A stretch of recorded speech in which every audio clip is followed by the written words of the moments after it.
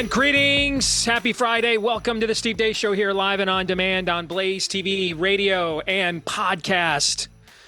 I am Steve Deace here, safely ensconced and tucked away from the never-ending swarm and invasion of wasps that apparently the management there in our office space in Urbandale, Iowa is incapable of doing anything about, despite claiming many times they had. And just to prove that I am not overreacting, that I am not whining, and I don't blame any of you, by the way, for assuming that, because I'm completely capable of both. But in this case, I'm not. Aaron McIntyre, welcome to the show. Aaron, how many bees did you kill? How many wasps did you kill yesterday, Aaron? Oh, you told me to tell you every time we found a wasp in here, so I took that to heart, and I spammed your phone yesterday. I just walked around the studio just picking up dead wasps on the floor. There were 6 dead ones and 2 barely alive. So that's good. 8 wasps in the studio yesterday. 8. Todders, and your thoughts? Actually, don't. No. Good to see you, Todd, but no, I don't want your thoughts. You're going to tell me to sack up and man up, and I'm not risking my life for this job with 8 wasps in the studio. All right. Thankfully, there's a woman here, and she will nurture me. Let's welcome our good friend Tracy Beanz here for the roundtable. Oh, Tracy, you understand Steve, why I'm here. I'm allergic to bee venom, and there's 8 wasps in my studio. You know why I'm here. You know why, Tracy. Screw Todd. You know why, right? I do, and I do feel for you. Thank you. I do. So take that, Erzin. Take that. All right. We are brought to you by our friends over at, actually, I'm just kidding with Todd. It was his recommendation. I actually leave the studio. So I'm being unfair to Todd. He's like, you need to get out of here. As insufferable what you just said was, you'd be more insufferable if you were here. So this is... Yeah, well, there he is. It's true. That's what I pay him for right there. That's what I pay him for right there, folks. Indeed. Just to kick me right in the shin. That's why he makes the better than average bucks. We're brought to you by our friends over at Relief Factor. All right. If you've got pain like Erzin, I can't do anything for you. All right. But if you're suffering from chronic pain, which is probably because of too much inflammation in your joints, maybe I can. No guarantee. Over 70% of the time, though, that the over 1 million people that have tried the 3-week quick start at Relief Factor have given that a shot. They have seen such great results in 3 weeks or less that they've stuck around with the product long term. So why don't you see, if you don't see a difference in your pain in 3 weeks or less, it's drug-free, a supplement created by physicians who can prescribe drugs, but they wanted to stop masking the pain and go after what is actually causing it in many cases, and that's the inflammation in your joint. So it's just $20 to see if you don't see a difference in 3 weeks or less when you go to relieffactor.com. Again, that's relieffactor.com. And while we're on the topic of big discounts, don't forget we have rolled over. We offered this biggest discount on BlazeTV ever during the first debate a week ago, and we had such great response. We're keeping it up. $40 off now. Your annual subscription to BlazeTV, when you go to blazetv.com/Deace, use the promo code DACE40, blazetv.com/Deace, promo code DACE40. DEACE, Deace40 to get $40 off, 40% off your annual subscription to BlazeTV. That's now our biggest discount ever. All right, with that, you know what time it is. Feedback Fridays next hour, but right now it is time for the Deace Group.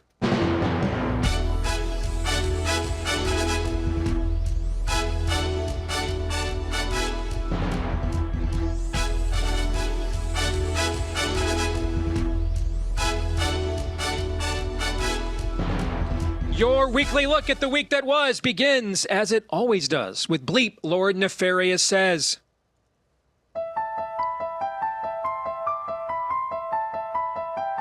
I talk about the fact that when we swore in, finally, in January, that we swore to defend against those that are coming against us, whether they are domestic or international. And right now, I feel like MAGA in general, they are threats to us domestically. And I don't understand why it's so difficult for the press to have a consistent narrative about how dangerous Trump is. Tonight, breaking news as we come on the air. Shots fired at Donald Trump's golf club in Florida. Also tonight, Springfield, Ohio on edge. Local schools are being threatened with violence, and a college shuts down activities after threats were made following the baseless rumors that Haitian immigrants have been eating pets. Republican vice presidential candidate J.D. Vance defends spreading those claims. And I don't understand why it's so difficult for the press to have a consistent narrative about how dangerous Trump Trump is. Donald Trump is blaming Democrats for inflaming political rhetoric, but the former president's own words seem to be increasing the threat of political violence in Springfield, Ohio. And I don't understand why it's so difficult for the press to have a consistent narrative about how dangerous Trump is. Today's apparent assassination attempt comes amid increasingly fierce rhetoric on the campaign trail itself. Mr. Trump, his running mate J.D. Vance continue to make baseless claims about Haitian immigrants in Ohio. Trump is counting on is for people to get desensitized. I mean, oh my gosh. Slidell, Louisiana, Willie, Democrat, good morning. I'm a very patriotic American. I did 20 years in the military, and I see we let this man Trump destroy America. And I look at it and say, well, these two people had to step up and take that shot. I'm 83, nothing to lose. I'm sorry, Willie, you're not advocating violence, are you? Not violence. I'm talking about defending my country. I love you back. When we talk about bringing down prices and making life more affordable for people, what are one or two specific things you have in mind for that? Well, I'll start with this.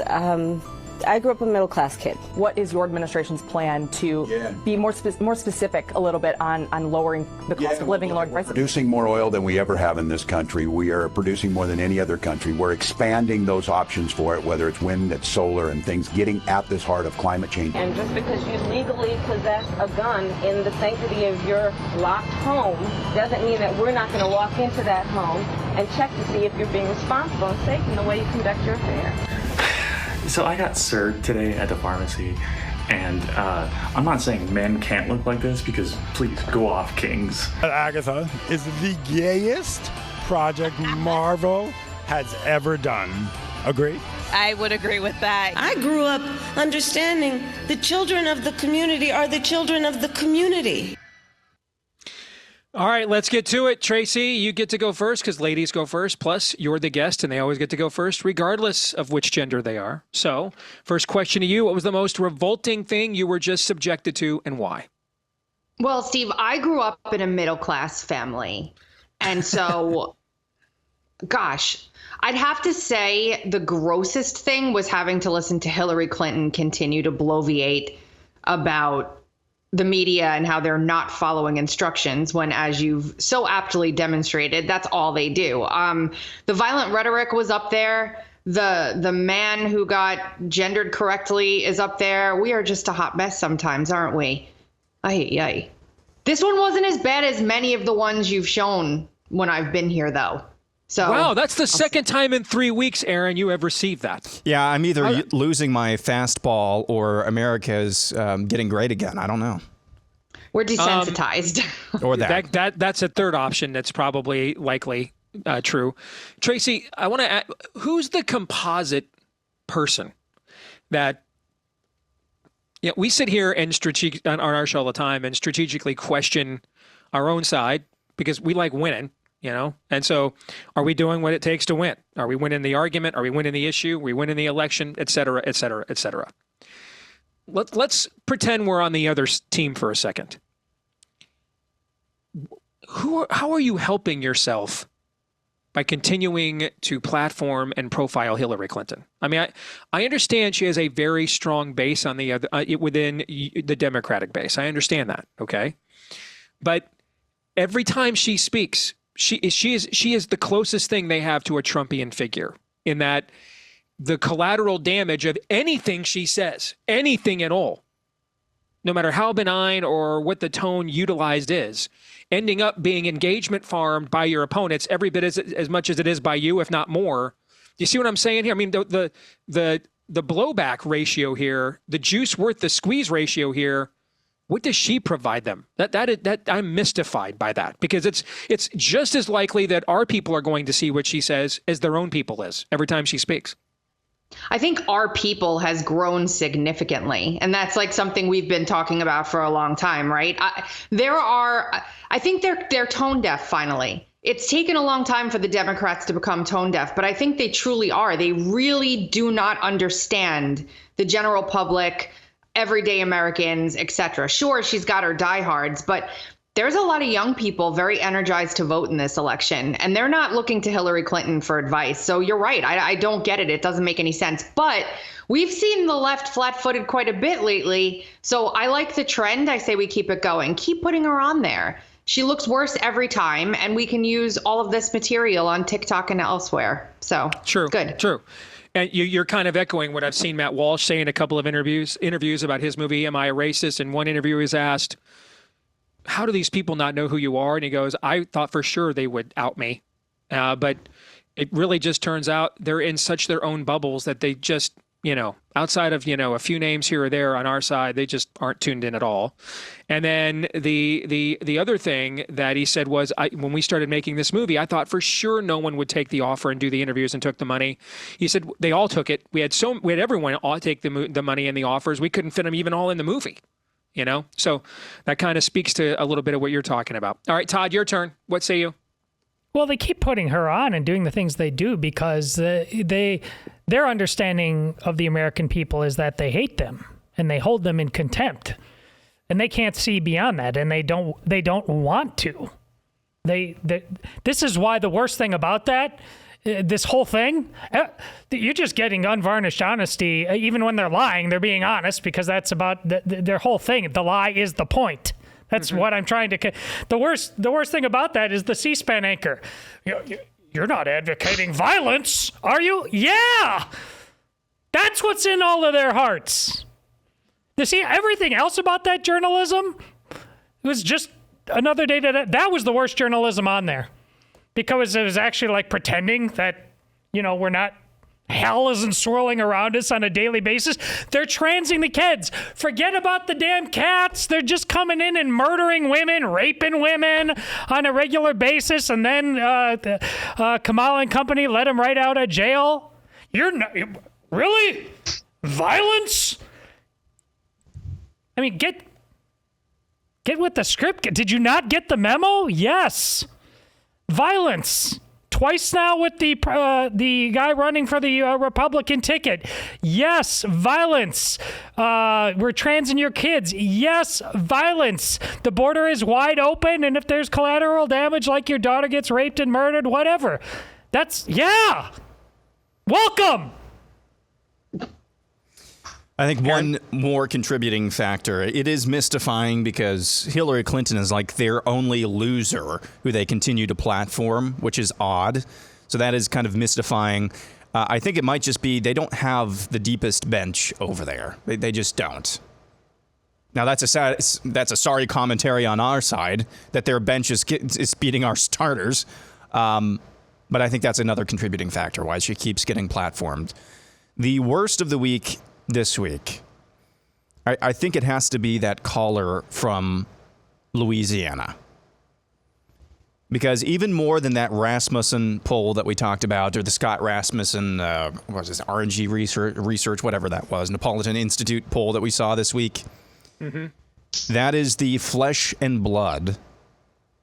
You heard it in real time of all of their ideology put together in one fell soundbite. Really.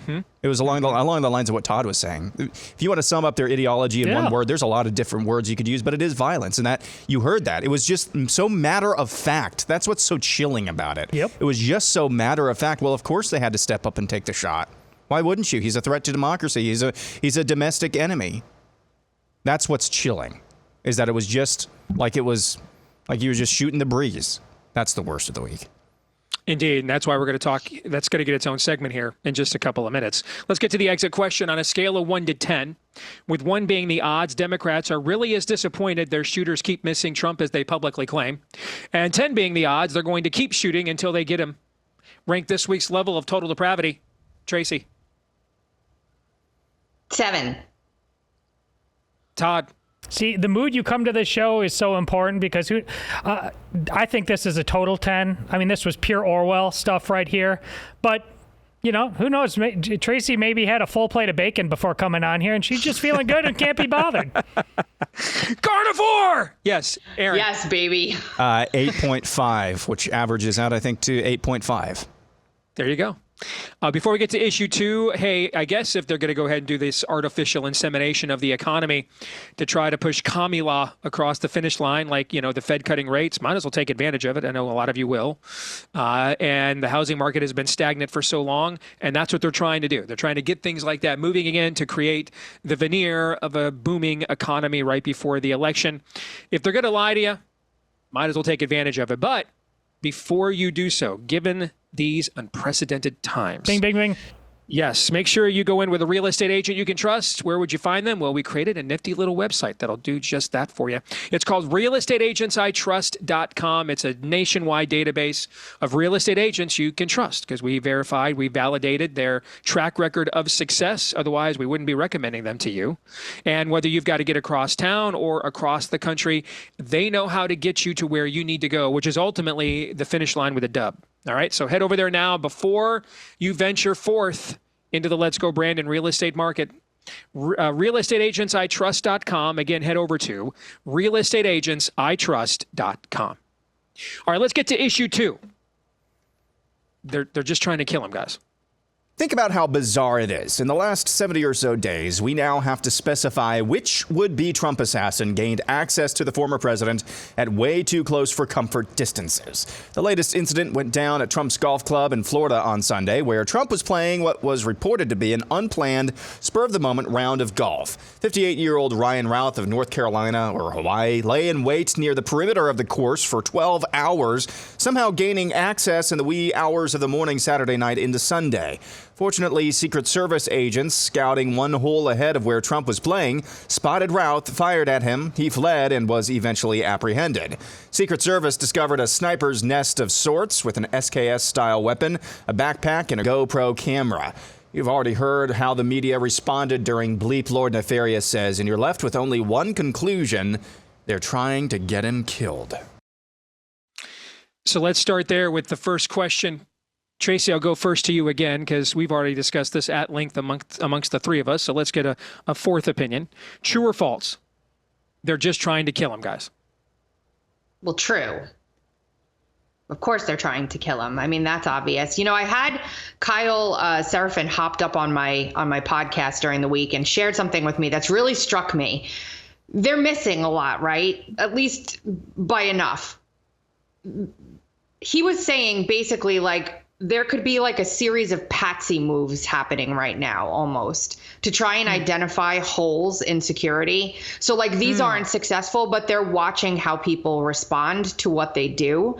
And this last dude with his connections in Ukraine and all of that and the way the Vidmans came out so vociferously about this, really this one tickled me a little bit more than the first one. But I think the third attempt, if God forbid there is one, will do the same thing.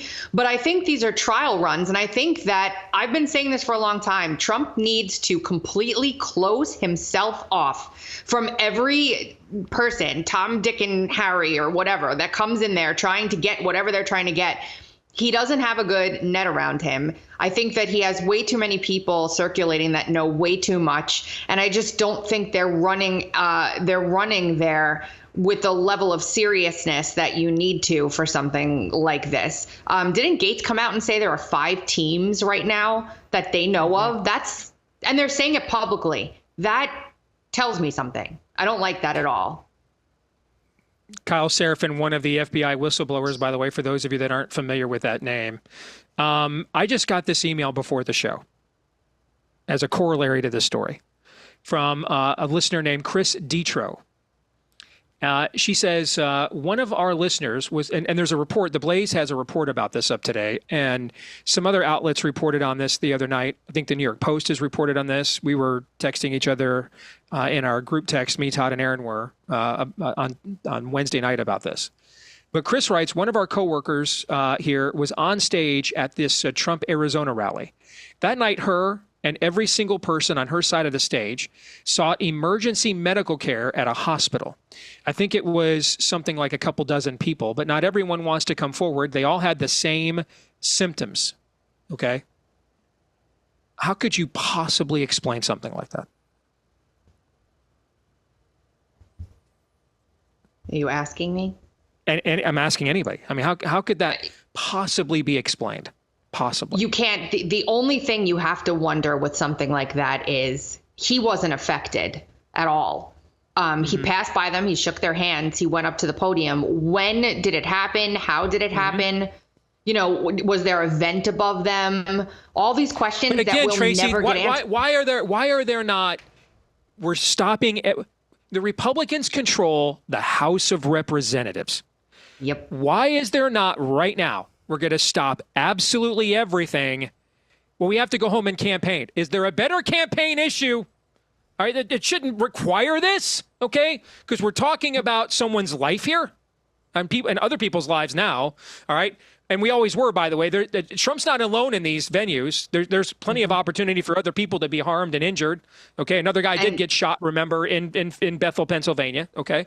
So yeah. But if that's why we're not doing this here, okay, then tell me what's a better issue other than they're trying to kill our candidate, guys? What's a better issue? Anybody got a better issue than that right now? Anybody got a better one? Anybody got a better one other than assassinating your political opponents is bad? Do we have a better issue than that? Okay, why don't we have resources? Some of these institutions we have at our disposal. Why is it? How come it's just always the guy in Florida doing stuff? No one else can do anything anywhere. No one else can. The Congress has no power, can't do anything on this. You know what, Todd? Bring back grandstanding. Those were the days, Archie. Those are at least they did nothing, but then gave us talking points that we could go batter the other side with. Okay. Now we get nothing. We get jacks. We don't get grandstanding. We don't get conviction. We don't get fights. We get jack squat. Grandstanding would be a dramatic. The grandstanders would have said, dude, we're just going to run the whole campaign on this and make everybody forget we funded this entire government Leviathan for the last 2 years and get these gullible conservatives to vote for us. That would be better. That would be better than what we have right now, Todd. That would be a massive upgrade. Yeah, but let's go to my answer on what the worst nefarious did was that we're surrounded by people on our side that are that C-SPAN guy. You're not suggesting that. They have no idea what time it is. None. And then he says, well, of course I am. Yeah. Yes. I mean, I don't, there's, yeah, they're trying to kill him. They're trying to kill us. We should have all kinds of concerns about the degree to which we are in trouble. We've seen how they would burn down inner cities, the open border. Does anybody have questions about how safe going to polling places might be here in a month or not? That's what logical people who aren't asleep at the wheel and either denying their anxiety or just too drunk on being comfortable, they're just like, well, you're not suggesting that we've arrived at all of these places. I mean, my goodness, I don't know if it's true or not, but I have an easy time believing it. Apparently, the wife of the assassin this time works for some nefarious company called Maximus or something like that, was up to its eyeballs in all kinds of COVID stuff globally. And this place is literally down the block from the CIA. Yes. Anything that sounds conspiratorial is the value bet on this. That's any grown-up. The movie, Conspiracy Theory, Julia Roberts, the sane guy is Mel Gibson's character these days. He's sanity.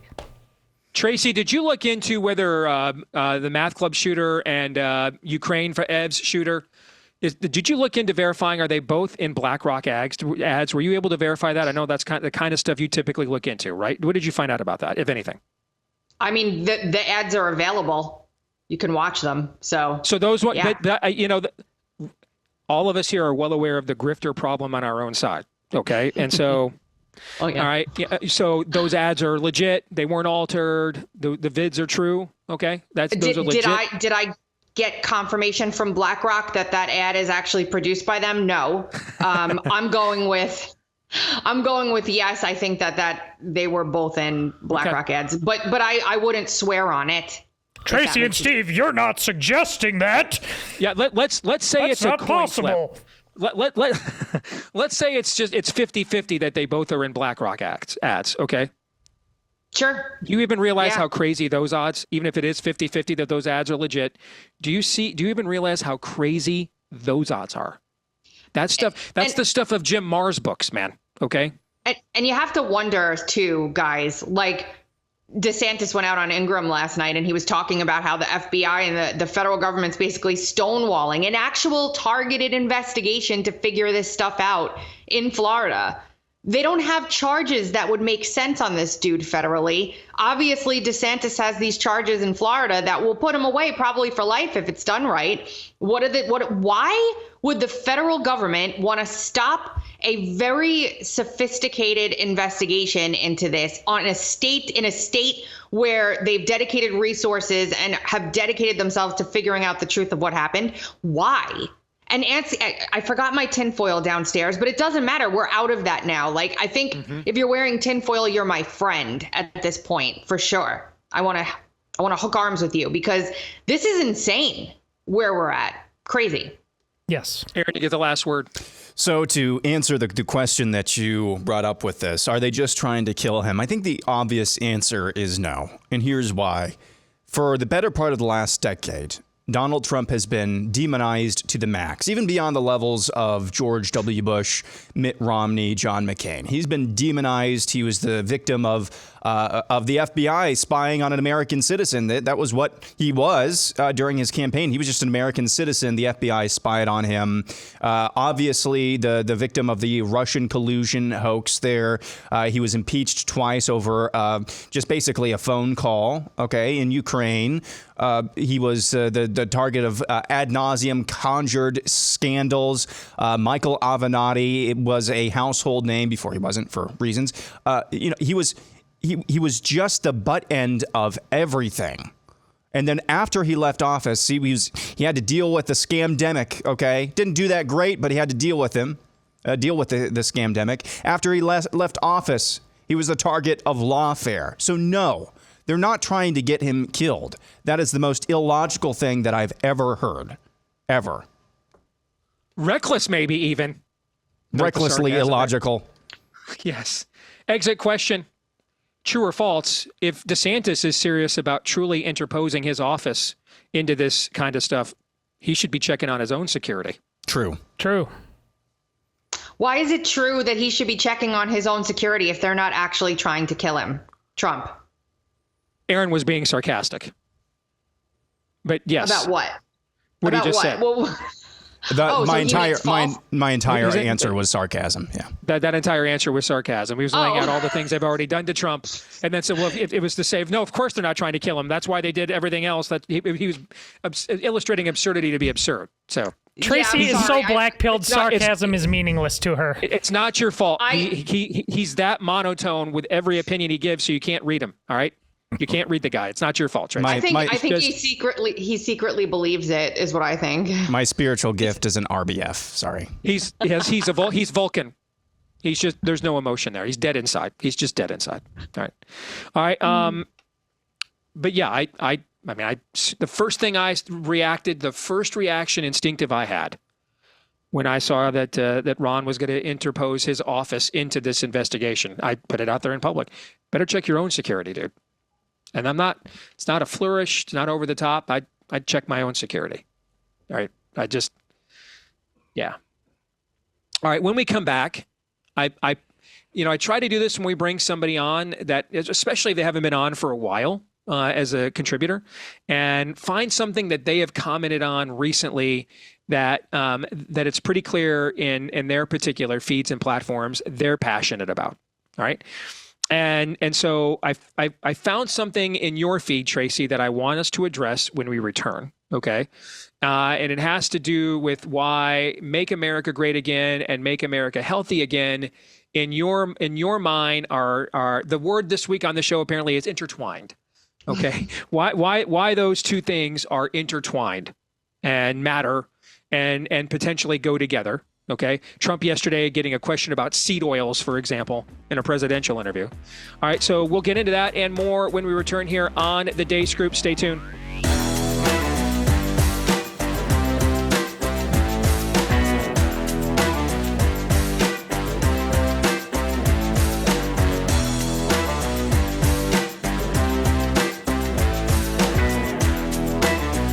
Well, you guys know I love my Miracle Made sheets with their self-cooling properties for better quality sleep with the silver-infused fabrics inspired by NASA.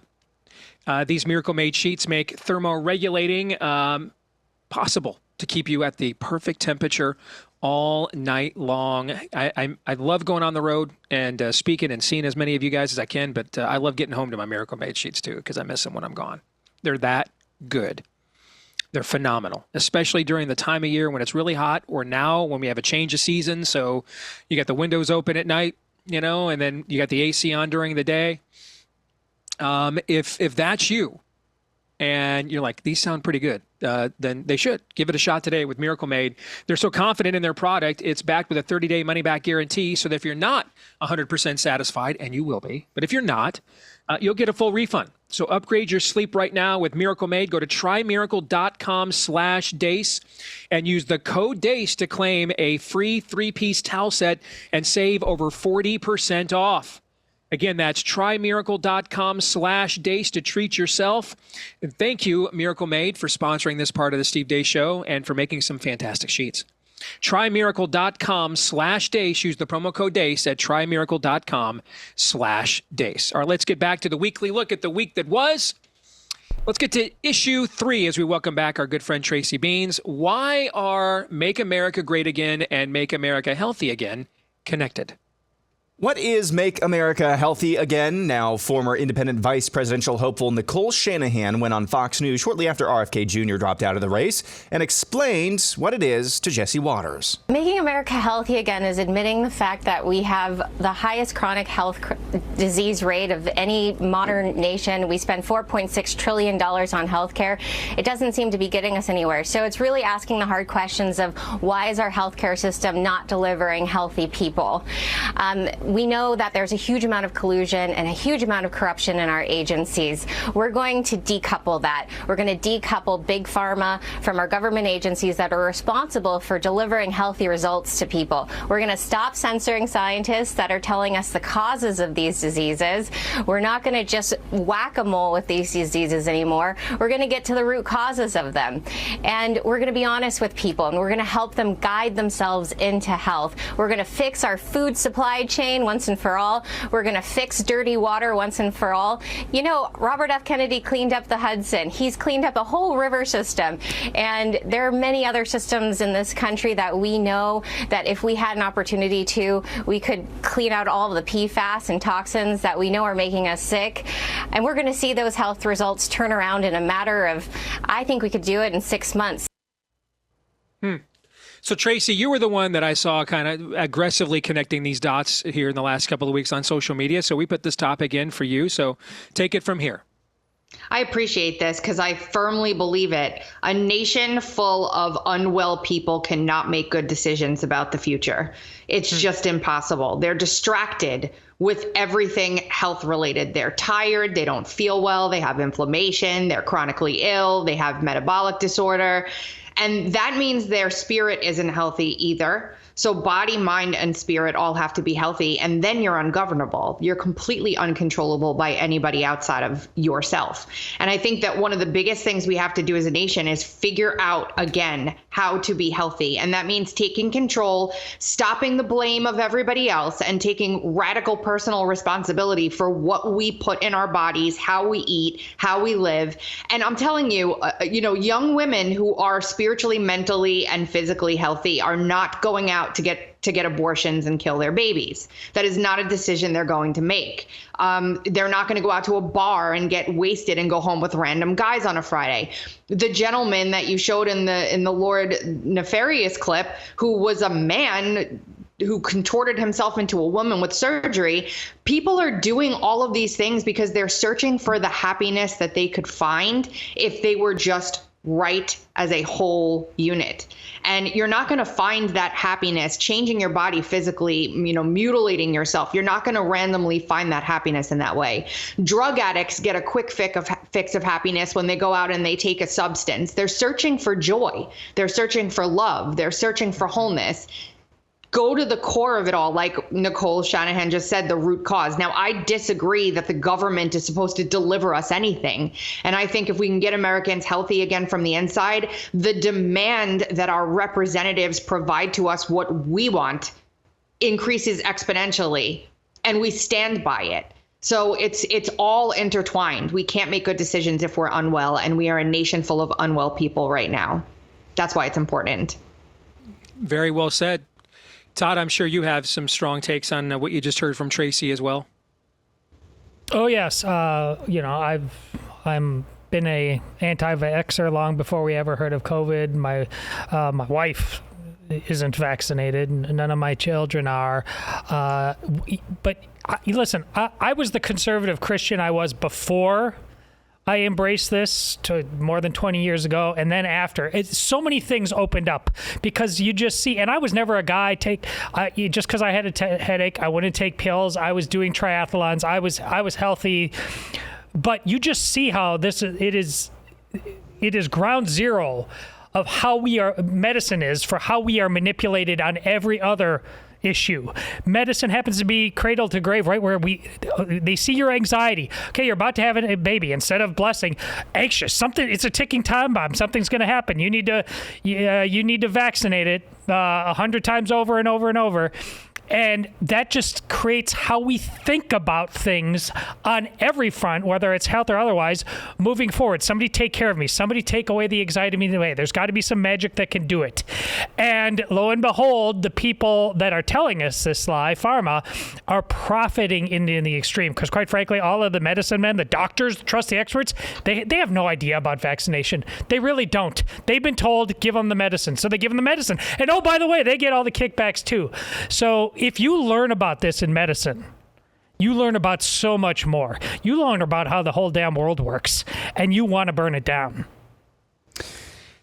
Aaron? I'm always going to default towards personal responsibility. I'm kind of a personal responsibility type of guy. Make decisions for yourself, inform yourself. And so I'm always going to default to that. So I want to say that as a pretext to what I'm about to say.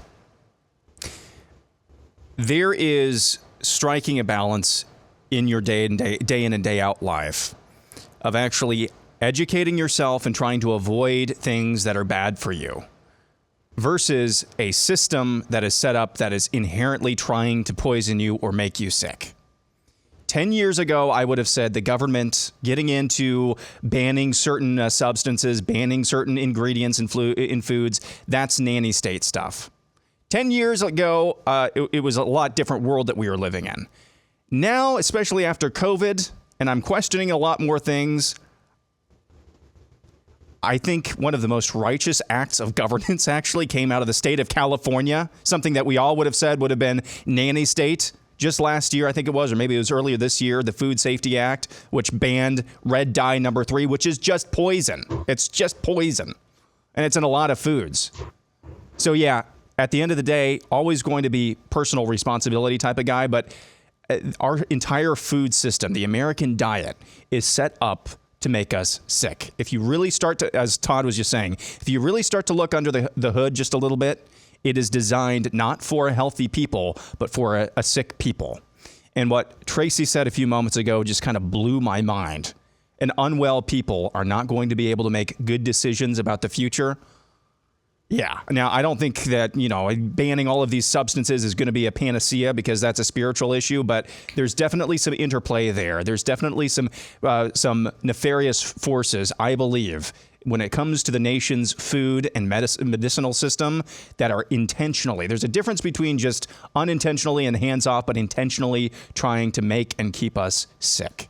So yeah, always going to be a personal responsibility guy, but that doesn't mean that there aren't some forces that are trying to keep us involved in this system and reliant and dependent upon a system that really doesn't want to see us get well. Before we let this topic go, anybody have a thought on where we are politically? That Fox News hosted an interview talking about government cleanup of dietary practices in the environment. And it didn't receive a resounding rejection as these are left-wing talking points, or this is kind of unnatural to our coalition and our base and our assumptions, right? Am I making too much out of that, do you think? Or is that something because we're in the middle of an election. It would be different.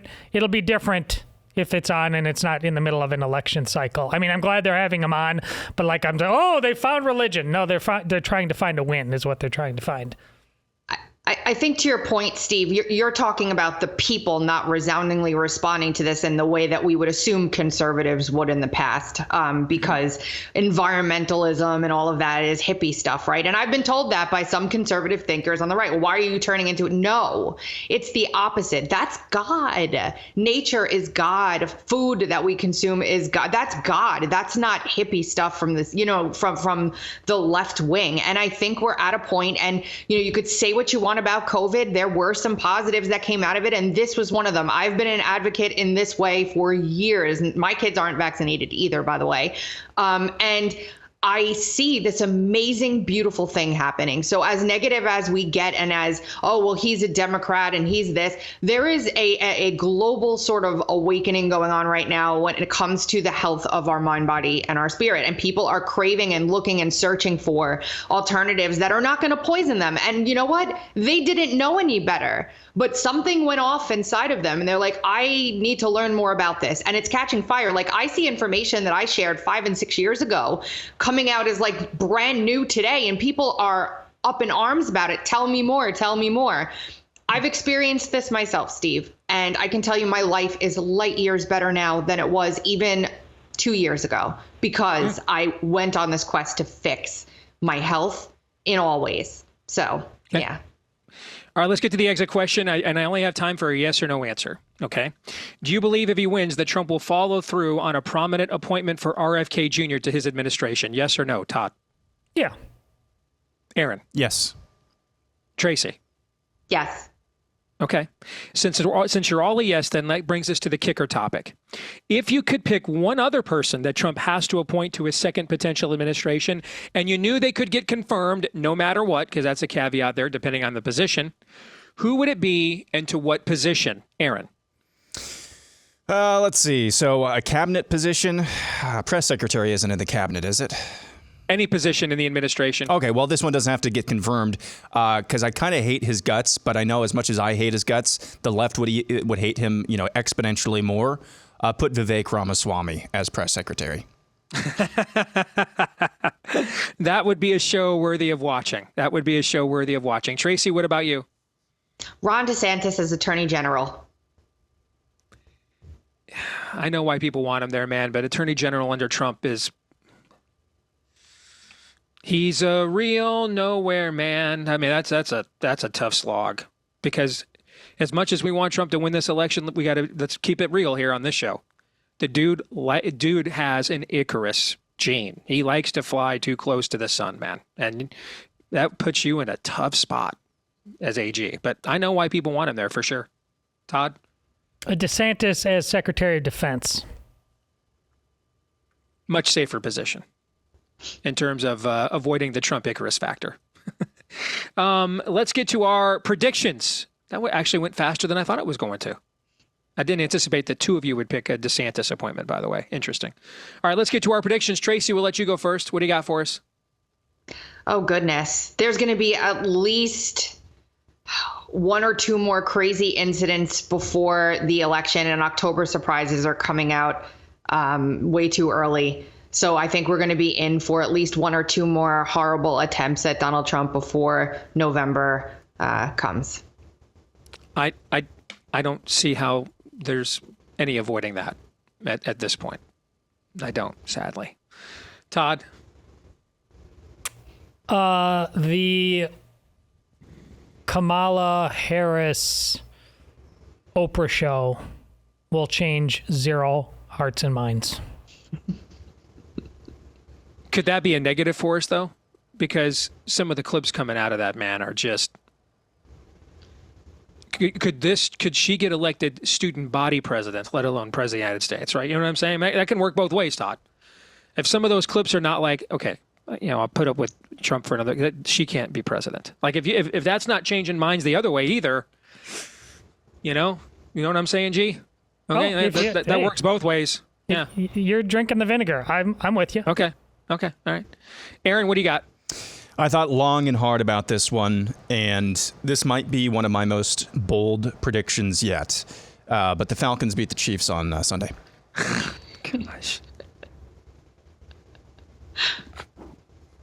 I knew it. I knew it. See, this is what you have to understand when you get to know him. The bigger the buildup, the lamer the payoff every single time. Okay, that's I live to disappoint in a monotone voice. That will never happen to me again. Just to let you know.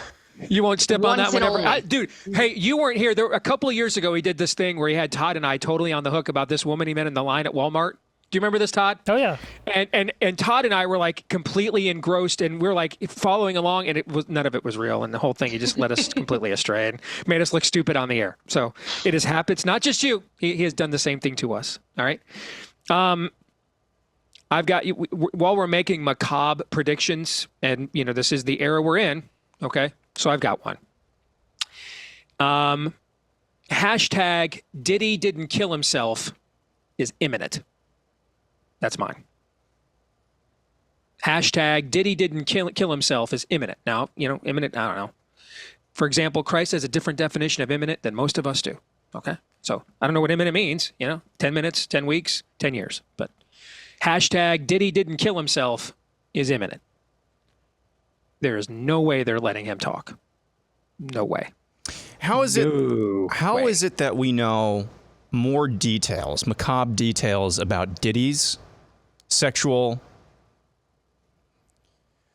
just degeneracy than we do about the details of Jeffrey Epstein's? Yeah, I mean, this operation. is Marquis de Sade level stuff here. Okay, this isn't dude's beyond let your freak flag fly. This is Marquis de Sade levels of debauchery is what he's being accused of.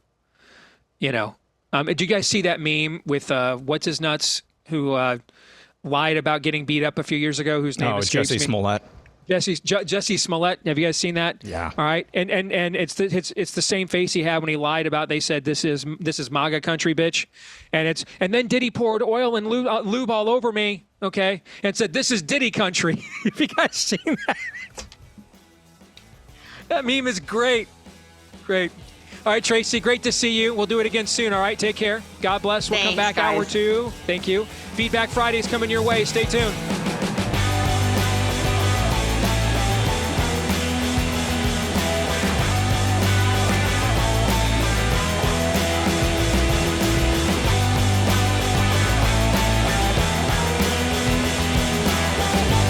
All right, we're back here on BlazeTV radio and podcast, live and on demand here on the Steve Deace Show. Let us know what you think about what we think via the stevedeace.com inbox. Email us, steve@stevedeace.com. That's DEACE. Like us on Facebook, MeWe, and Gab. You can follow me at Steve Deace Show on Twitter, X, Getter, Instagram, and TikTok. You can also find me if you would like via podcast, and many of you have. Many of you have. We would like, though, many more to do the same, okay? And so if you are on that podcast and you love us, hit the 5-star review. That helps the algorithm find many more people like you. And thank you for all of you who have. You can also hit subscribe or follow if you're on iTunes, and that'll make sure that every time we do a new episode, it shows up in your feed every single time. And that will also get the algorithm to kick in and search out more people like you for our show, too. So thanks to all of you that have done that as well. Thanks to our friends over at America's Christian Credit Union. You don't always now have to do banking with people who hate you and your values, because the day of the day and time and era of the local community bank, the Bailey Savings and Loan, okay, yeah, that's largely gone. Not completely, but mostly. And in many cases, these are large global entities that are funding the very forms of rot gut and various other manifestations of pride that we're trying to confront and distinguish in this culture. So if you're looking for options, I know what you're thinking. Hey, I'd love to do that with parallel economy thing, Steve, but when it comes to my money, man, I just can't be risking startups in this uncertain economy. I get that. They're not. They're going on their second generation, guys. America's Christian Credit Union's older than me. and by a substantial margin. They've been here for over 65 years, serving God-fearing Americans with integrity and faith. They offer great rates, cutting-edge mobile banking, access to over 5,000 shared branches and 30,000 ATMs nationwide. So, yes, it can be a hassle switching banks. That's why they're going to give you some incentive to do so. All right, for a limited time, you can earn over $400 when you open a new checking account with qualifying activities. Plus, my listeners get an additional $100 bonus with the promo code STEVE at checkout. Promo code STEVE at checkout when you go to America's, make sure the S is in there for plural, America's Christian CU for credit union.com/Steve. That's America's Christian CU.com/Steve with the promo code STEVE at America's Christian CU.com/Steve. All right, you guys ready for some Feedback Friday? You guys ready for that? Yeah. Bring it. Let's rock and roll. All right. Let us begin with this from Will. Todd, I heard the show on Tuesday, and Steve doesn't deserve to have you on his show. You should have your own show, one that actually does what you do on Steve's show every day by walking the walk and communicating strong male leadership. What Steve doesn't understand is that his sports bro attitude and lack of morals on this and many other issues will eventually run off all of the quality listeners when his ratings tank. The same attitudes and behavior that turned him into the train wreck that he's been most of his life will destroy the show, but hopefully not you with it. Keep my email address. I'm a rich guy that lives in Florida, and if you have to decide to go out on your own, I'll help you with some of the funding. That is from Will, and I did pass on Will's email to you, Todd, to keep that handy, okay? By the way, even if you don't take this seriously, dude, I could get hit by a bus today, you know? So when someone says they like your stuff and they're willing to support it, you should absolutely hold on to that. You never know in the future when you may need a network or a contact like that. So just saying. Yeah, well, listen, couple things. The rich guy thing doesn't work on me like most people, much to my wife's chagrin. Like, I just, money does not, I mean, it's nice to have enough, and I understand where God's blessings have come in. I mean, in terms of this job, and, you know, there's just always been enough, and that's very humbling, but it's just not a driving force for me. So, but secondly, you got to look at this a different way. Do you understand that whether on this issue or, you know, Steve will get emails, I know I'm seeing some on Twitter about our Roman study and how the whole thing is ridiculous because you're allowed to have a Catholic voice. Steve's dedication to truth is such that it's his show. He allows these voices to be on there, and Tracy Beanz and other, and more often than not, that leads us to be ahead of the curve on all manner of things. No one was more ahead of us than COVID. No one. Some of them were right there with us, but no one was more ahead of us. And it's because Steve does not live in silos. So yeah, I mean the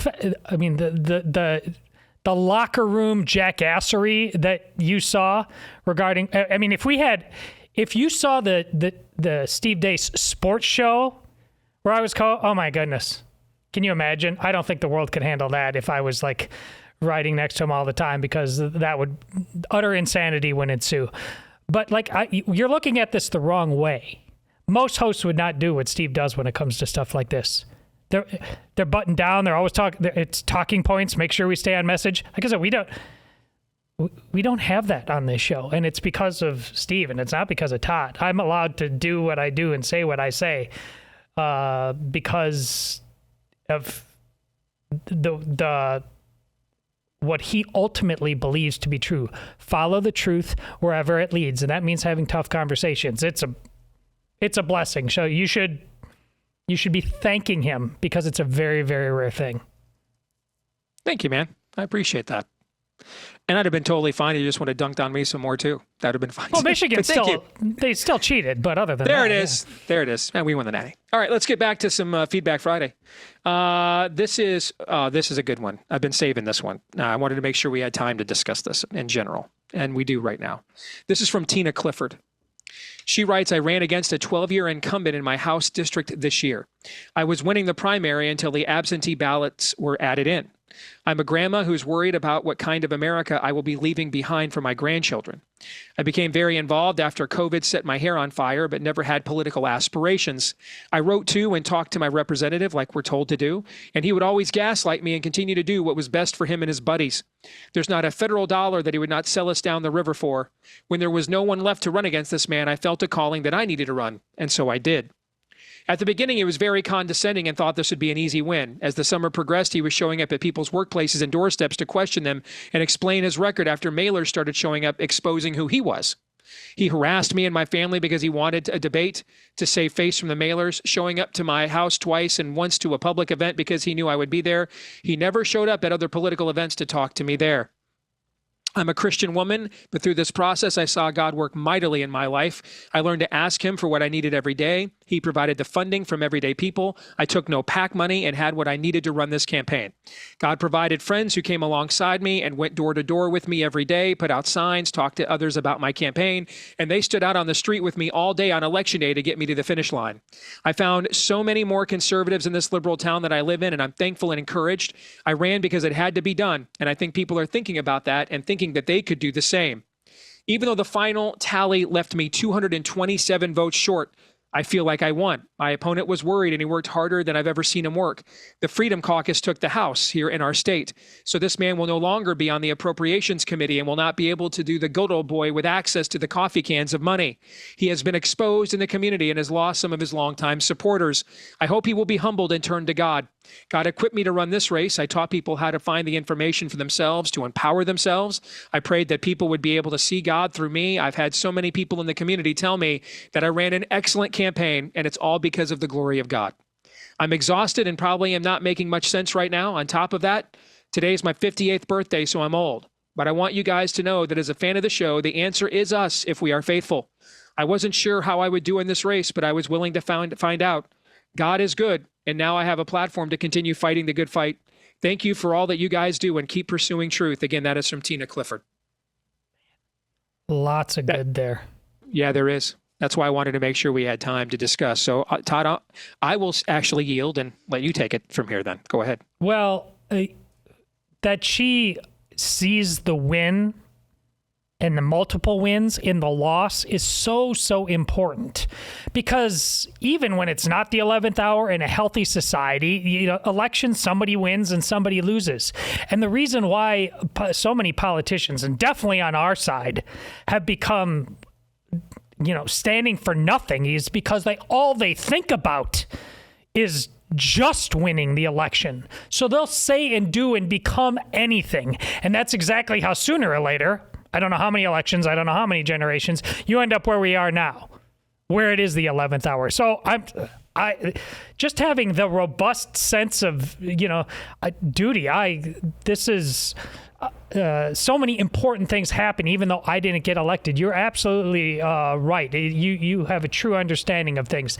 The one thing that we need to go a little further on, we said I had no political aspirations. See, this is where I think we need to be citizens and not consumers again. You're not so like, it's not, I dream of being an astronaut. I dream of being a fireman. When you're a kid, you're not dreaming of being a politician. But we should be thinking about being a citizen. And that's what we keep waiting. And this is where I think it came to you that something was not right about this. Why are so many people waiting to get involved until it's a total mess?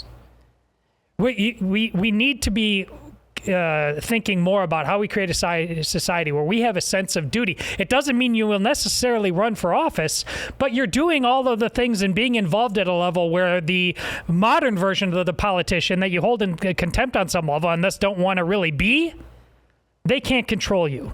That's something we absolutely have to change. Amen. This sort of attitude that is espoused by the emailer is the only one that is actually going to save America if it can be saved. Here's why. If it is even possible to return America to something close to an idea of a constitutional republic where we are united by a creed, if it is even possible for that to happen, it's maybe, if we do everything right starting today, it's maybe going to happen when your grandchildren are adults. Maybe. And that's an optimistic view. This thing is going to take a long time. There's going to be a lot of losses, a lot of L's. Democrats have had a lot of L's. The left has had a lot of L's to get to this point. A lot. Most of them within recent memory during Barack Obama's tenure. What's the stat that you stated multiple times? There were fewer Democrats. I can't even remember. They lost upwards of like 900 elections, something like that. Yes, after Obamacare was ratified in 2009, Democrats lost over 1,000 office holders, federal, state, and local elections across the country. When Trump was inaugurated in January of 2017, there were fewer Democrats in elected office in America since there had been before FDR, before the Great Depression. Yeah. So this attitude that's espoused, finding the wins even in the losses, that's not a short-term outlook. That is a long-term view. You have to make people squeal. Even if that means that you lose at the ballot box, you got to make them squirm. Even if that means losing a few elections and putting a few elections, stringing a few losses together. Ultimately, it's that kind of we're not quitting attitude that's going to turn this thing around. But it's going to take a long time. And it can only be done when you have that long view in mind, which I think this individual absolutely does. Yeah, and to the point we're all making, you saw me typing there, but this news is just breaking, and I'm seeing it. If Joe Biden just held the first full cabinet meeting for the first time in 11 months, and he immediately turned the mic over to his wife. I saw that. I just saw that myself. Yeah. This is possible because of the vacuum that non-citizens have created, and just take care of it. The expert class, trust the experts. I don't really aspire to be a politician or anything like that. It's a republic, if you can keep it. This is not possible amongst a nation of citizens. But it's inevitable if everybody forfeits that duty. I mean, less than a century ago, and we had mass media then, it wasn't as interconnected as it is today, but there was a radio in almost every American home. Almost every American home saw or subscribed to a newspaper. And less than a century ago, when there were fears of FDR's feebleness at the end of his tenure, they hid it. They didn't want it to be projected to the world and also to the American people. I mean, FDR would not be depicted in his wheelchair, for example, to project strength both to our enemies, but also to the American people. The American people expected strength from that office. And now, just as a sign of our overall decline, senility can just be paraded, and we can be gaslit for years that we're not seeing what we're seeing until there's a debate where everyone else sees it, and then they can't hide it anymore, and then he has to go. Tina, to you, I want to say this: well done, good and faithful servant. Outstanding work. And I would encourage you to do it again. You've already done all the hard legwork now. I don't have to even know where you're from. I don't have to know your district. I can tell you the number one reason you lost: name ID. It's the number one determiner of who wins Republican primaries is name ID. And that's an indictment of the very non-citizens I'm talking about. Correct. When I first learned this, when I got involved in politics, it nearly drove me out. It crushed me. Just name ID. Most people don't even know that our challengers are not there. And that's this is why if you're even showing up to a primary in June or July, a special off-year election. Correct. Yes, correct. And you've already done all that legwork now. You have a name that more people, you've established that beachhead. I would not walk away from that. I don't know your health or family situation. Those are considerations. But if those aren't automatic, we just can't do this anymore for those reasons, and you're on the fence about it, You've done all the hard legwork now. All right, you've established a brand, you've established a name ID, and making up 227 votes with that name ID is a lot simpler than trying to build that name ID in the first place. So, but thank you for setting the example for the rest of us. Incredible. Cameron says, earlier this year, you guys were having a conversation about millennials and why they are prone to activities that produce passivity. And you guys mentioned, for example, that when you and Todd were growing up, when you guys watched movies like Rocky, or it made you want to go and reenact them. And when you played sports video games, you're like, I'm kind of in the mood to play basketball now. Let's go. I don't want to sit here and play double dribble all day. And on the other hand, the millennials are just like, let's just stay here and just keep doing the video games all day. What has changed? He says, as a fellow millennial myself, I have a couple of answers that I think could be factored into this conversation generationally. Number one, millennials are the first generation to be fully immersed in putrid feminism our whole lives. Government school brainwashed boys into thinking and acting like girls by erasing male spaces and virtues, and most importantly, erasing God. At best, feminism erases God-ordained gender roles. At worst, and more commonly, it fully inverts them. To me, it's the singularly destructive ideology responsible for the absence of men and overabundance of sweater vests. In women, female thinking produces feminine virtue. In men, female thinking produces cowardice and passivity. I thank God for giving me a father who taught me better despite government school indoctrination. Number two, I also think you must account for technological advancement.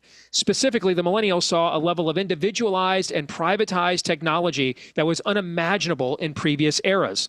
Smartphones are a potent example. These devices, while benign in themselves, allow us to carry around a fully customizable and fully interactive pantheon of our own personal idols at all times.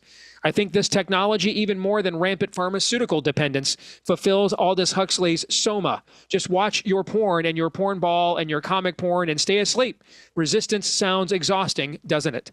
And then third, it's also worth noting that all three of these idolatries of science, feminism, and technological advancement are mutually reinforcing. Social media is one of the most widespread feminizing influences. The internet gives the experts a perpetual platform to whisper in our ears. And technology erased or eased the disillusion of traditional gender roles, etc. Again, that's from Cameron, who, despite being a millennial, says he's a fellow vinegar enthusiast. Aaron, what say you on this? No, there are several interesting points there. I'll just take the first one, the feminization of basically all of society. I think that's an interesting point.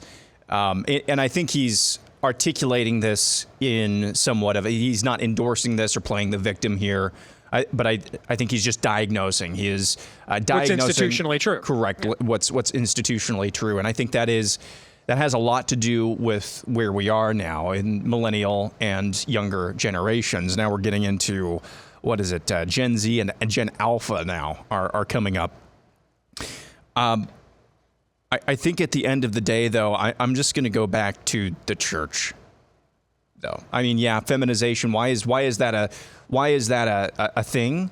It's because the church has not acted like the church. Pastors have not acted like the pastors. And in fact, the feminist ideology, by and large, at least in effect, de facto has taken over the pulpit. That's why you see a generation of young men who are passive, is because if they're even going to church at all, their pastors are passive. So I think he raises a lot of really good points. You know, technology is unimaginably different than what it was when you and Todd were growing up. Yeah, that's true. But none of these things would matter if First Things were actually doing their job. And that would be the pastors and the church. So I don't think you can have this conversation without starting and ending there. You have any thoughts, Todd? Well, we have a man problem, and they have ceded authority, technology, feminization, and the first one, science, right? Yes. They've ceded a level of authority that is not rightly any of those institutions. It is theirs on some level. Not that scientists don't have a very narrow silo that they work in and can know things that you possibly can't, but ultimately at the end of the day, they're not supposed to become your guru. They're not supposed to take your rights away. That's what happened with COVID. It's just like, what rights? Rights don't exist in a pandemic. Men should have said that's exactly when they exist, but we didn't. And the same thing when everybody claps like seals while your daughters are being beaten in a race, and then the tranny's going to the locker room afterwards. You're there. You just let it happen. And with the technology, do you ever ask yourself that your life is too easy, or do you think that's your destiny? I mean, you can change a lot of this anytime you want to. The simple truth of the matter is you choose not to.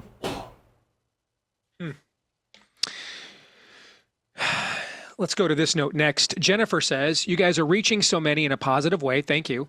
And yet we agree that that to make the needed impact in our political and societal landscape, we have to reach normie America. Maybe you can do a segment from now until November that literally has a conversation on air with a normie each week to connect and potentially push them out of complacency. It might be a way to turn some hearts and wake up some brains, but with a specific intention to open dialogue that I truly believe they may otherwise never have. Seeking them out by invitation on air, or people that you, Todd, and Aaron already know, 9 minutes with a normie or something like that.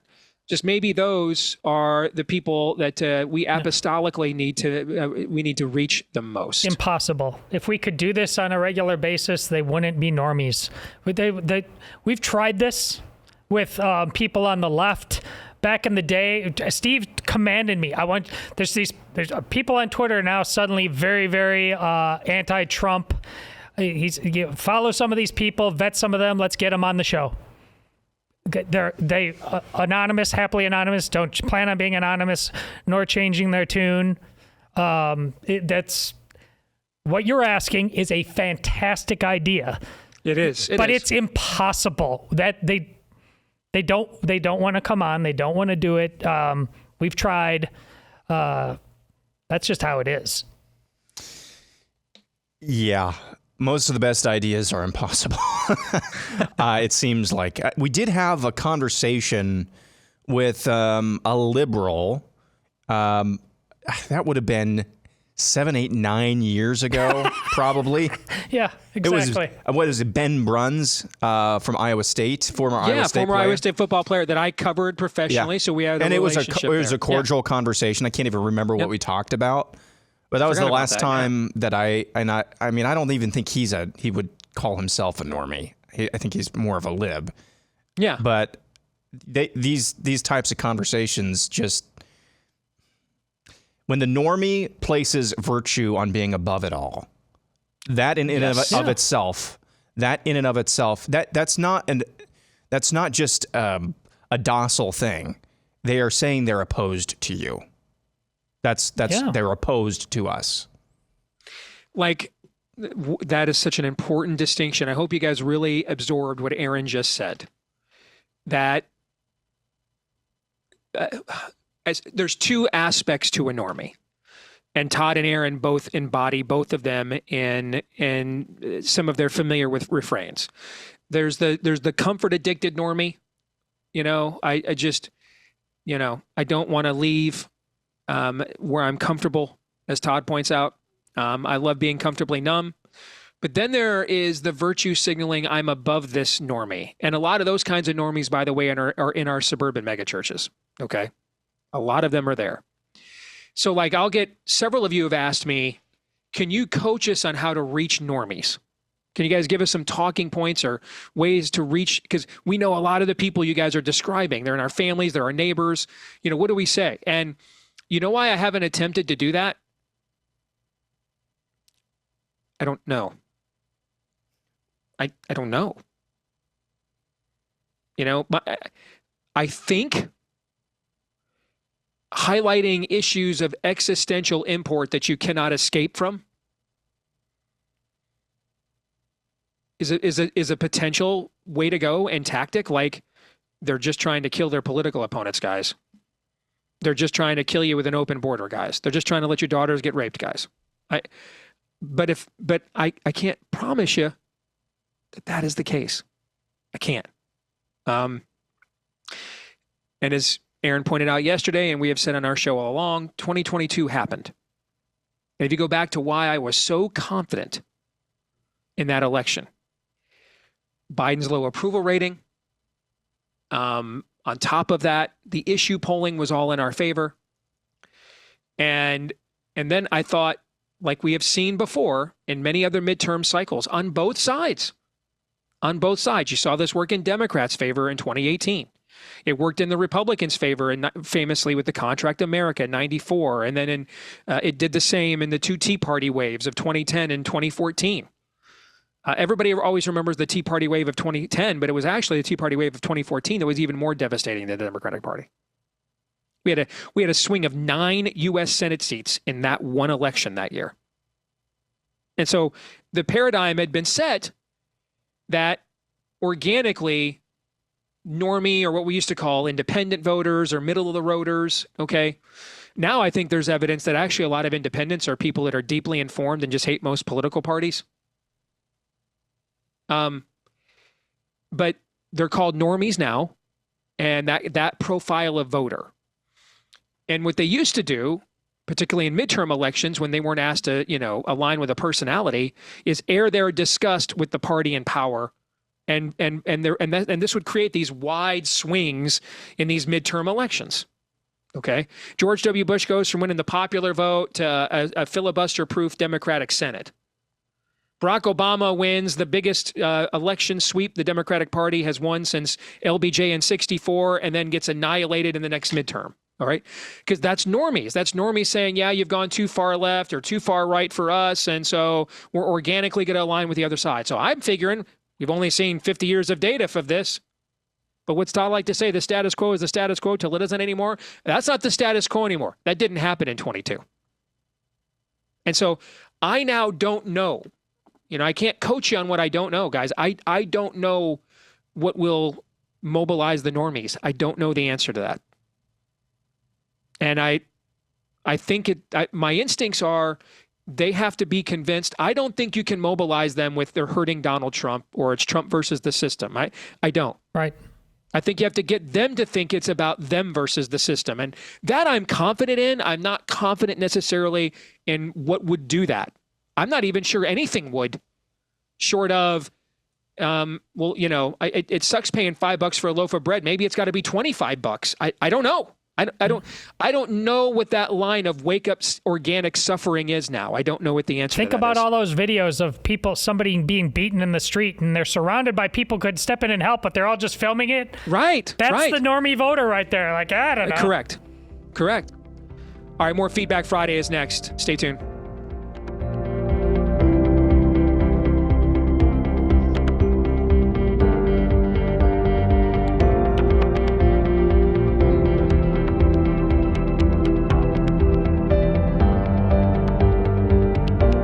On the Steve Deace Show, one final segment to go on a Friday. Little quick programming note. I've got to catch a plane to head down to Nashville here ASAP. So Todd and Aaron are going to handle the overtime here for this week with their best and worst of the week for BlazeTV subscribers. So stay tuned for that.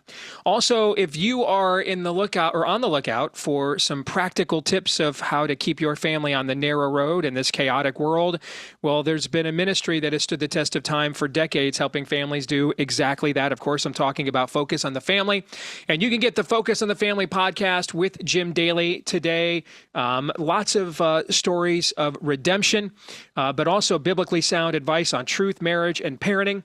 It's relatable, practical, genuinely interesting as well. It's available on all the major podcast platforms, or you can just go to focusonthefamilywithjimdaly.com, DALY. Focusonthefamilywithjimdaly.com is where you can go. Focusonthefamilywithjimdaly.com. And I want to let you know one last time before I head out of here about our colleague Ali Stuckey's event, Share the Arrows. That's coming up next weekend, September the 28th there in Dallas, including Candace Cameron Bure, Rosario Butterfield, Francesca Battistelli, and more. Brought to you by Carly Jean, Los Angeles. It's a great opportunity to bless the ladies in your life or get a group of you ladies together and bless one another and learn how to stand firm in truth and in fellowship. And there's a ton of different packages to make this as available and accessible as you want it to be, from general admission to the premium all access package. You can get any of those packages right now at sharethearrows.com. Sharethearrows.com. Again, head over to sharethearrows.com. All right, gentlemen, let's get back to some Feedback Friday. You guys ready to rock and roll? Here we go. This is from Timothy Lawless in Ohio. He writes, one question that I think needs to be pondered is, why would a man who has made himself marriage material actually get married? It is entering a contract with the state that the wife is paid to break. Too many men for too long have been preyed upon the family court system and had their lives ruined. Women initiate 70% of divorces. The divorce rate is 50 to 56%, depending on the source.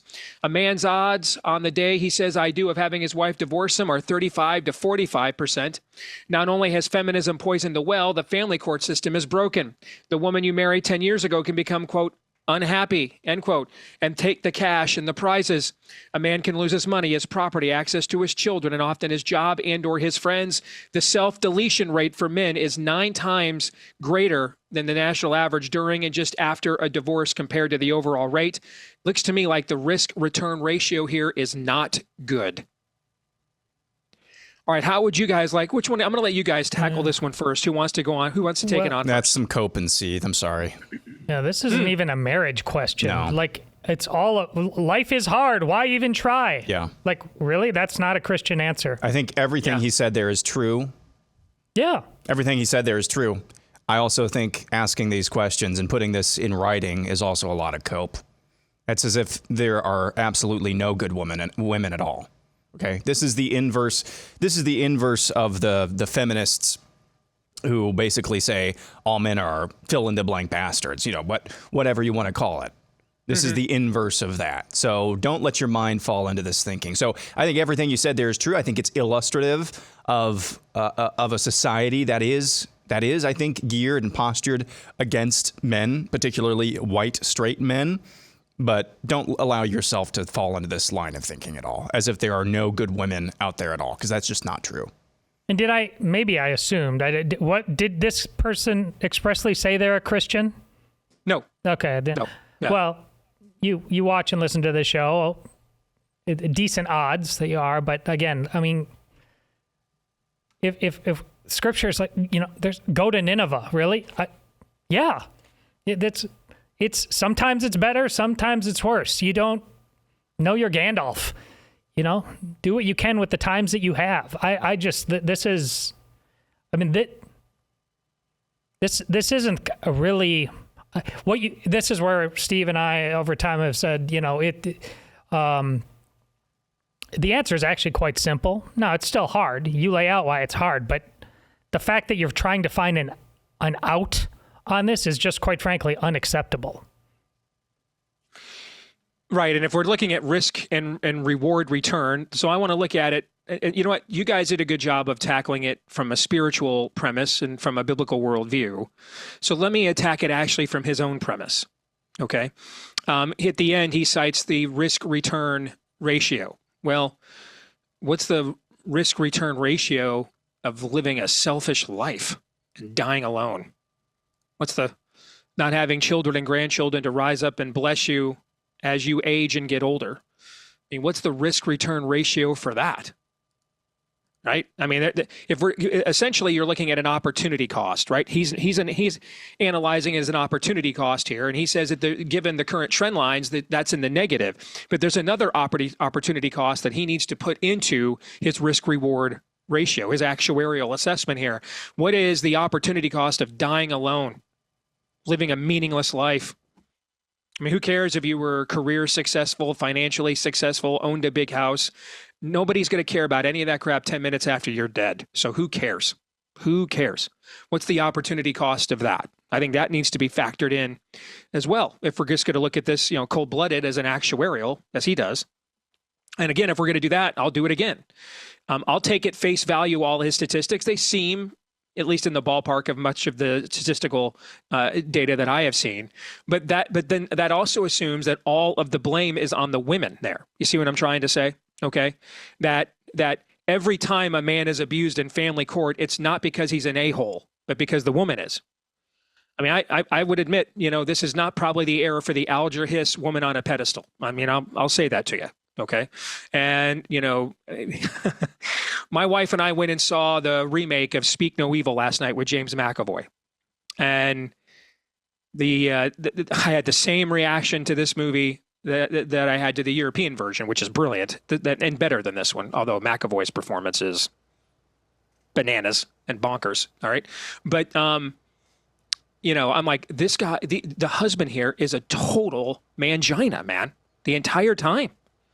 And my wife's reaction both to the original and to this version is the wife just emasculated him the entire time. No wonder he's not much of a man. So my wife, Amy, and I have these conversations all the time. She tends to defend the guy. I tend to, defend the women, so that is what it is. All right. But that's our initial bias. But I can just tell you, men can be a-holes in the home and deserve to lose their kids. I live with one. So even if we just go by your statistics are assuming, therefore, in your risk-reward ratio, you're not considering the opportunity cost of dying alone and living in a largely meaningless, insignificant life. And then you're also not factoring in what percentage of those stats, what percentage of the divorce stats, what percentage of the family court L stats. And I agree that family court is largely structured and systemically structured against men. I agree. Okay. But what percentage of men end up there because they're in the wrong? It's not zero. I don't know what it is. We'd have to look at it case by case. I don't want to generalize the other way either. I just know that it's not zero. You guys see what I'm trying to say here? I mean, even by his own premise, he's not actually done math. That's why I think your cope and seethe answer is correct. He has a narrative in search of justification. Okay. And rather than he's not really doing the cold-blooded math. Otherwise, he'd add in the additional opportunity cost I cited. Otherwise, he'd consider what percentage of men end up in that situation because they deserved it by their own actions. All right. The laws of sowing and reaping remain undefeated. So I would just add that to that as well. You guys have anything more to say on that? Along that front, as I'm fond of saying, but being a man isn't a leisure pursuit. And I think the odds are high that people in your situation really are comfortable with your variables in life and you resent other variables. Well, you could, the variables you don't like may very much have to do, the variables amongst women, with the variables that you idolize in your own life. You're meeting a certain kind of woman because of who you are, perhaps. The lifestyle you live. You can have all the resentments you want to, but how about you change the game? There's a different playing field out here. Where are you meeting these women? Is this theoretical, or once we put some flesh on the bone of this life, are you willing to change it all? Because if you're just locked into who you're going to be, no matter what, this is me, take it or leave it, well, you might be worth leaving. Let me add to that as well. And go back to your guys' premise when you initially attacked this from a biblical worldview, and let me add an addendum to that. You can never, we joke about the Vanta Black stuff and everything on the show. That's tongue in cheek, though. A biblical worldview does not permit blackpilling. Biblical worldview does not permit hyper cynicism to the flirtation, if not being ultimately given over to nihilism. A biblical worldview's most important event is that one day God supernaturally inserted his hand into human history to raise a dead man who everyone agreed was dead, tortured beyond recognition, and then died the most brutal form of torture the world had created up until that point in human history, and rolled away a 1-ton burial stone from the front of his grave so that on the third day he walked out of there like a boss and nothing happened. So if that is the pivotal moment, if that is the linchpin, fundamental plumb line moment of your worldview, therefore you just aren't permitted nihilism, hyper-cynicism, being black-pilled, seriously black-pilled. Not, just we're flirting with it because of how many times we're lied and it's tongue-in-cheek and a rhetorical flourish, but I am fundamentally black-pilled. That's just not how this works. There is no sector of the universe, no matter how dark it gets, the outer reaches of space, literally, the most decadent, licentious, debauched regions, demonic regions, figuratively, metaphorically here of this space that we live in, none of those areas are out of the jurisdiction of God's light. None of them are. None of them are. There's always a light shining in the darkness. Now, man, it strobes in some eras, in some places, man. It flickers in some eras, in some places, and then it beams in others. Okay? But it's always there. It's always there. Okay? Always. So, I love data, you know, and I'm not a person, you know, who believes in making flighty decisions. But I also understand that God is over data. I understand that. So I will insert data into all my decision-making processes when I'm in my right mind, when I'm not deciding to act out on my own sinful desires or other emotional passions. But when I'm in my right mind, I will do the data before I make a major decision. But part of that will also be I'll line it up against the Word of God, because the sovereignty of God trumps your data. Marcelo Grasso II, make sure we note that. He writes, I've been pondering the following verses since we all witnessed the total depravity that took place during the opening ceremonies of the Olympics a couple of months ago. At first, I was outraged and disgusted, but then I was convicted, and the Holy Spirit convicted me with these verses. Quote, For what have I to do with judging outsiders? Is it not those inside the church whom you are to judge? God judges those on the outside. So purge the evil person from among you. That's what Paul writes in 1 Corinthians 5, verses 12 and 13. And so Marcelo goes on to say, why am I so angry at pagans doing pagan things? Why do I expect pagans to act like Christians? And why am I not cleansing the house of the Lord, where we all know false teachers are running amok and I do nothing to stop them? I watch you guys every day and regard you guys as sound teachers. I was looking for some guidance on these questions and what you, Todd and Aaron thought about how to go about purging the evil from within our own churches. And Marcelo, you call to mind one of, I think, the great sayings of Augustine, all right? Talking about the perpetual state of the church and the risk of infiltration and usurpation. And in regarding that, Augustine once famously said, there are many sheep without, but many wolves within. Okay? Here's the thing I would say to Marcelo, just to make it quick here, because we've only got 4 minutes left, guys. I think Marcelo is being offended or thinking that's a bad look for society, or even being outraged that your culture is risking the divine penalty by openly mocking of God is not the same as being angry at people. I'll just tell you right now, I don't struggle being, and you guys back me up on this, man. You've been with me off and on the air for how many years?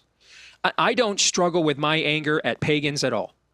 I mean, the amount of times that you guys have, how many times you guys see me even privately just go on a rant about the debauchery and decadence and wickedness of the Democratic Party? Now, I think it's a demonic construct, and I will say so. But I get where they're coming from. I was a pagan well into my adult years. So I understand their premises. They're acting on what they believe. I oppose them with all my might, but I'm not angry at them. Those are not, Marcelo, the same things. They're not the same things. Opposing evil, but then being angry at people outside the grace of God that are doing the evil are not the same things. You can oppose evil because of the collective penalty it will cause. We're still commanded to love our neighbor as we love ourselves. When we see society doing something that harms our neighbor, whether that risks spiritual retribution or that risks cultural upheaval or decline, we should absolutely speak out against that. We're commanded to. But that doesn't mean I'm necessarily angry at the one who's guilty of it. Where I struggle with anger, and passion isn't anger. I know we live in an era of docile men. And so anytime a man raises his voice, he's mad in today's society. That's not anger. Okay?